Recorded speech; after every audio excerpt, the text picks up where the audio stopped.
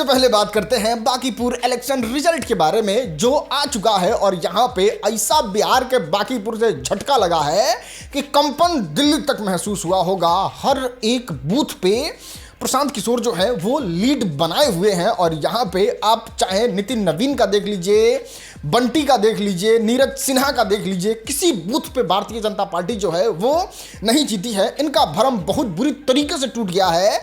इनको ऐसा भरम हो गया था कि कुत्ता बिल्ली को भी टिकट दे देंगे तो वो वहां से आराम से जीत जाएंगे और इसके लिए ये लोग भोरे भोरे लड्डू बनवाने लगे थे, लेकिन रिजल्ट आया तो माहौल कुछ इस तरीके से बन गया था।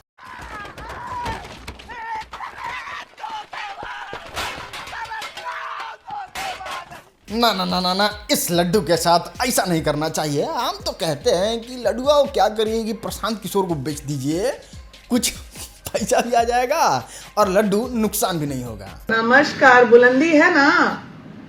क्या बुलंदी रहेगा मैडम, सब तो गड़बड़ा गया। गड़बड़ा गया? कहाँ है बीजेपी कार्यालय? जी ऑफिस में है, लेकिन निकल रहे हैं यहाँ। सुनिए ना, निकलने के पहले एक काम कीजिए ना, मेरा लड्डुआ सब बर्बाद हो जाएगा, सब भिजवा दीजिए, गरीब में बंटवा दें, खरीदना नहीं पड़ेगा, मेरा पैसा बच जाएगा। अरे सुबह से परेशान, इतना लड्डू बन गया, इतना लड्डू बन गया कि अब कहाँ शर्म लग रहा है, किसको बांटे क्या। सुनिए, भेजे लड़का, लड्डू सब दे दीजिएगा, बर्थडे नहीं है तो क्या हुआ, गरीब में बांटिएगा। देखो, अगर कायदे से समझा जाए तो प्रशांत किशोर जो है वो बांकीपुर के सिर्फ विधायक, बांकीपुर के किंग नहीं बने हैं, विधायक के तौर पे ये बिहार के सबसे बड़े विपक्ष में भी आके बैठ चुके हैं। आरजेडी के कैंडिडेट जो है वो बहुत मुश्किल से अपना जमानत बचा पाए हैं और इतने के बाद भी, इतने बुरे हार के बाद भी आप तेजस्वी यादव के स्टेटमेंट को देख के एकदम शॉक्ड हो जाइएगा। इनको फर्क ही नहीं पड़ रहा है भाई। अरे छोड़िए, इलेक्शन के बाद क्या बतिया रहे हैं। वो तो रिजल्ट, देखिए चुनाव आता जाता रहेगा। आज सावन का पहला सोमवार और हम यहाँ दर्शन के लिए आए हैं। चुनाव तो आता जाता रहता है, उसमें क्या टिप्पणी करना। बाकी भोरे से लोग जो है वो इस आदमी का इंतजार कर रहे थे कि ना किसी तरीके से इनका वीडियो आना चाहिए, प्रतिक्रिया आना चाहिए, लेकिन ना एगो पोस्ट पे लाइक, एगो वीडियो का आता पता नहीं लग रहा है इनका, पता ना कहाँ गायब हो गए हैं। और एक बात जरूर कहें कि तुम्हारी जीत से ज्यादा चर्चा हमारे हार की है। खैर, कुल मिला के समझा जाए तो ये झटका है, बहुत तगड़ा झटका है सम्राट चौधरी को सीएम बनाने का, देश में यूजीसी लादने का, सीजेपी प्रोटेस्ट का, प्रशांत किशोर लहर का और फालतू के राजनीति का, धर्म का चूरन बांटने का। खैर, सीएम साहब के बारे में बात कर ही रहे हैं तो इनका एक और वीडियो आ चुका है इंटरनेट पे, जिसको लेके अब ट्रोलिंग शुरू हो चुका है ना। अभी आपने कुछ दिन पहले ही देखा होगा, सम्राट चौधरी की धर्म पत्नी जी जो हैं वो निरीक्षण करने निकल जाती हैं पूरा लाव लश्कर सिक्योरिटी लेके और यहाँ पे खूब किरकिरी होता है, लेकिन वो बात दब गया था। लेकिन now introducing new photos, my brother, new photos. जी हाँ, सम्राट चौधरी की पत्नी जो है वो सब्जी खरीदने गई थी और जानते हैं झोला ढोने के लिए किसको रखी थी?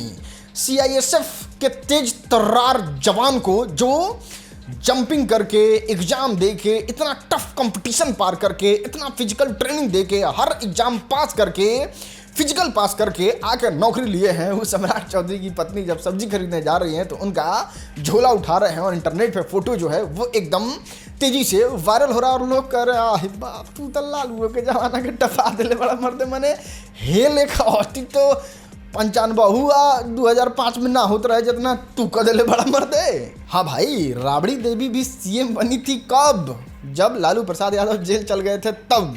ये तो दोनों व्यक्ति सीएम में हैं। चलिए अब समीर चौधरी के बारे में बात करते हैं। इन्होंने भी बांकीपुर से अपना नामांकन भरा था और माहौल बनाया था कि इस बार चुनाव लड़ना है। सोशल मीडिया के बारे में बात करें तो 5 मिलियन लगभग इनके फॉलोअर हैं। सोशल मीडिया पे बहुत ज़्यादा एक्टिव रहते हैं। भोजपुरी के 1-2 आध फिल्मों में भी इन्होंने काम किया है और ये जब बांकीपुर में इलेक्शन लड़ रहे थे तो इनका रिजल्ट जो है वो आ चुका है और आप यहाँ पे देख सकते हैं कि इनको अभी जब हम ये वीडियो बना रहे हैं मात्र 250 वोट मिला है 32 राउंड के काउंटिंग में। लगभग 500 वोट जो है वो पूरी पुर जाने का उम्मीद है। देखो, सोशल मीडिया वाला जो पब्लिक है ना, वोट नहीं देता है। एगो कौन महाराष्ट्र वाला था, कौन खान, उसको 150 वोट मिला था। इधर हमारे को बेतियों के थे, पता न कौन सन ऑफ क्या क्या है, उनका भी जमानत जब्त हो गया था जब चुनाव लड़े थे। तो बाद में प्रशांत किशोर लोग आया तो कुछ पार्टी के नाम पे वोट मिला। बाकी समीर चौधरी को देख लीजिए, इनको भी 500 वोट मिला है, लेकिन पहले ही अंदाजा लगा लिए थे कि बांकीपुर में इनका क्या होने वाला है और ये उलूल जुलूल इंटरव्यू दे रहे थे। फिलहाल इनका रिजल्ट 500 के भीतर, मतलब जमानत है। चलो अब हम आपको दिखाते हैं हमारे देश का धर्म परिवर्तन। ना आपको राजनीति पार्टी जो है वो मुस्लिम का विलन दिखा दी कि ना वो लोग जनसंख्या बढ़ा रहा है, वो लोग पे नकेल कसने का जरूरत है, हिंदू एकता जिंदाबाद, मुसलमान को टाइट करो। इस तरीके का माहौल जो है वो पिछले कुछ साल से बन रहा था और इसमें धीरे से काम कर दिया ईसाई धर्म वालों ने, कुछ पैसा दे के, आटा के बोरा दे के, चावल के बोरा दे के। और अब उत्तर प्रदेश का एक वीडियो है जहां पे माहौल कुछ इस तरीके से बन गया है कि गांव के आधे लोग जो हैं वो जय श्री राम के नारे लगा रहे हैं और एक तरफ यीशु मसीह का नारा लग रहा है। Now introducing video.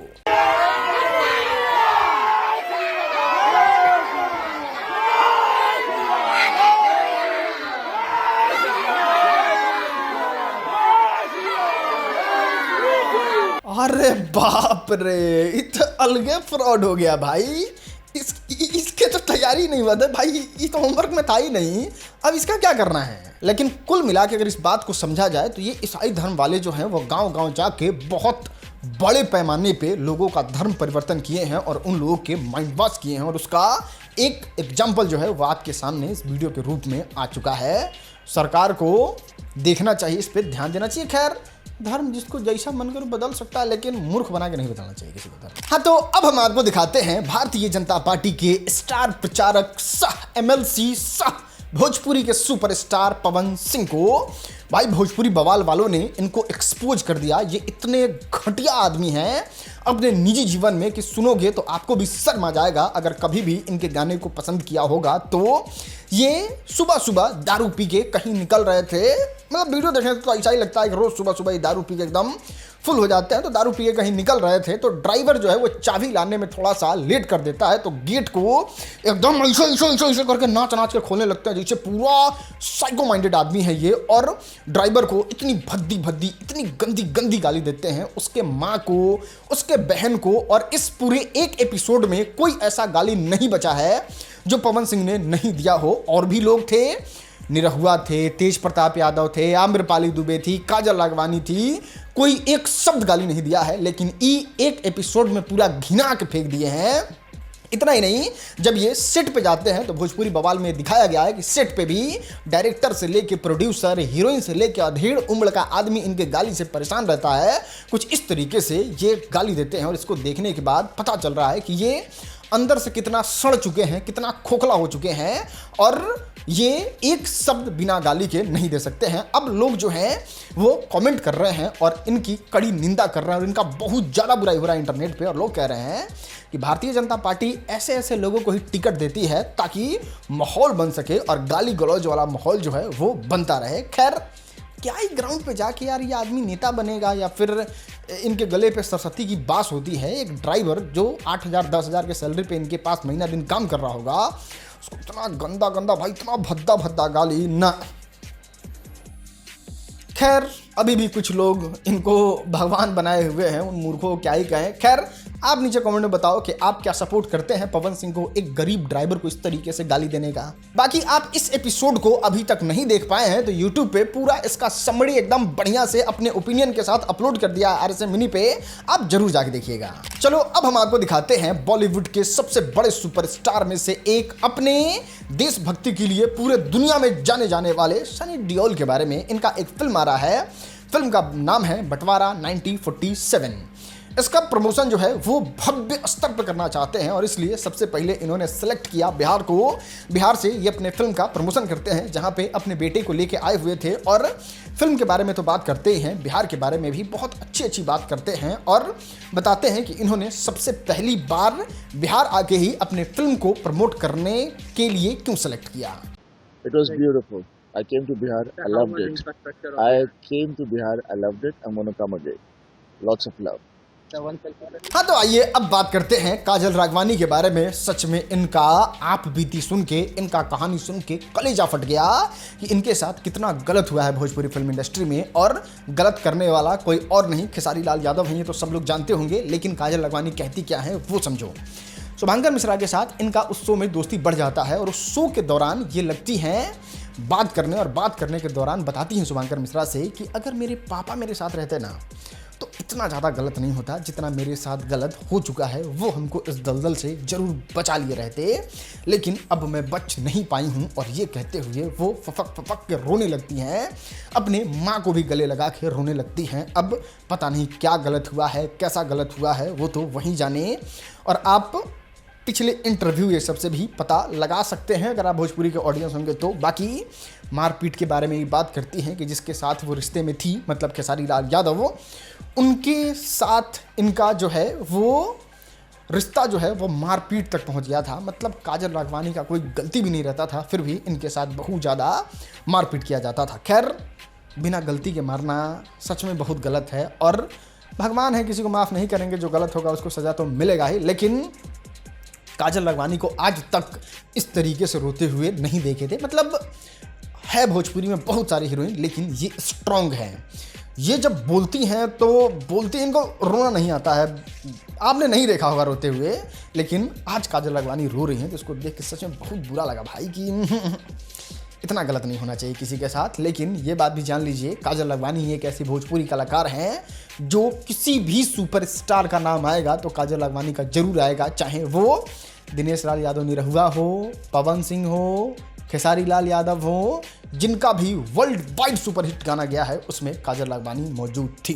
चलो अब बात करते हैं झारखंड प्रोटेस्ट के बारे में। अब ये जो है वो एक लेवल ऊपर चला गया, और यहाँ पे जयराम महतो जो वहाँ के विधायक हैं वो इसको ऊपर लेवल लेके गए हैं। आपको लगातार 3 दिन से तो कवर करके दिखा ही रहे हैं झारखंड प्रोटेस्ट को एकदम अपर लेवल से। इंस्टाग्राम पे आपने क्या कमाल का रिस्पॉन्स दिया, और अब लोग जो हैं वो इसके बारे में बात कर रहे हैं। बहुत बड़े बड़े इन्फ्लुएंसर रांची के लिए कुछ कर दिए हैं, ये सब तो आप देखे ही होंगे। लेकिन जो आप नहीं देखे हैं वो ये है। और याद रखिए, गेट बंदी में अगर कोई लाठीचार्ज हुआ, अगर सीआईएसएफ ने लाठीचार्ज किया, झारखंड पुलिस ने लाठीचार्ज किया, तो हम सीआईएसएफ से झगड़ा नहीं करेंगे, हम झारखंड पुलिस से झगड़ा नहीं करेंगे। हम जो भी अफसर अब अंदर में बैठे हैं, बाहर अगर निकल गए तो खदेड़ के मार देंगे। भाई अगर ऐसा हो जाता है तो फिर झारखंड नया नेपाल बन जाएगा। लेकिन हम तो ये कहते हैं कि आप लोग जो प्रोटेस्ट कर रहे हैं उसको उग्र मत करिएगा। आप जितने शांति ढंग से प्रदर्शन करिएगा उतना ज़्यादा आपका बात माना जाएगा और आपके बात को सीरियस लिया जाएगा। मान ले किसी नेता उता के साथ बदतमीजी कर दिए, पीट पाट दिए, तो फिर क्या होगा? सरकार पूरा ताकत झोंक देगी, आपको पीट पाट के साइड करके जेल में बंद कर दिया जाएगा और फिर जिंदगी में लड़ते रहिए। तो आप अपनी मांग को रखिए लड़ाई पीट में, और किसी नेता के चक्कर में मत पड़िए। चलो अब बात करते हैं भोजपुरी वाले स्टार खेसारी लाल यादव के बारे में। फाइनली इन्होंने रेंज रोवर ऑटोबायोग्राफी खरीद लिया, जिसको लेके इंटरनेट पे खूब चर्चा हो रहा था, खूब बात हो रहा था कि टेस्ट ड्राइव ले रहे हैं, ये वो दिस डैट। फाइनली ये है शोरूम का वीडियो, जिसमें सिर्फ अपने परिवार के साथ जाते हैं, जिसमें ऋषभ यादव जो खेसारी लाल यादव के बेटा हैं, मंगरू यादव जो खेसारी लाल यादव के पापा हैं, वो 3 लोग मिलके इस गाड़ी का डिलीवरी लेते हैं और वीडियो इंटरनेट पे वायरल हो जाता है। आप लोग के आशीर्वाद से आज वो गाड़ी आ गई। इससे पहले आप लोगों के बीच में वो थी, उसके पहले ये थी, उसके पहले ये थी। तो जी क्या कई गो गाड़ी बाड़ी सब पापा? जाक 2 गो गाड़ी बाड़ी सौ वही। और ट्रैक्टर कई गो बाड़ी सब? ट्रैक्टर 4 गो बाड़ी सौ। मोटरसाइकिल कई गो बाड़ी सब? मोटरसाइकिल 4 गो बाड़ी सौ।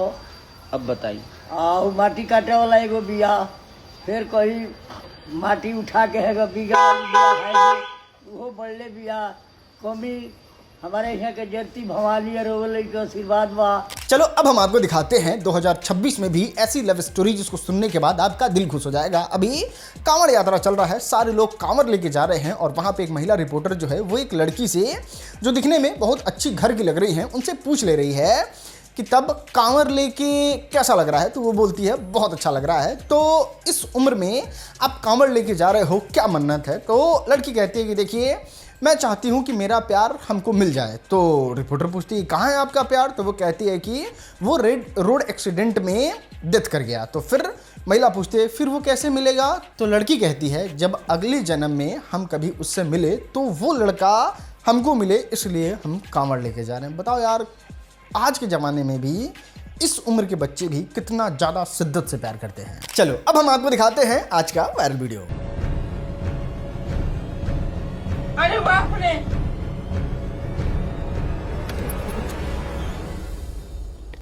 अरे यार ये तो ताला मार के बाहर जा रहा है, अब कैसे खोलेंगे?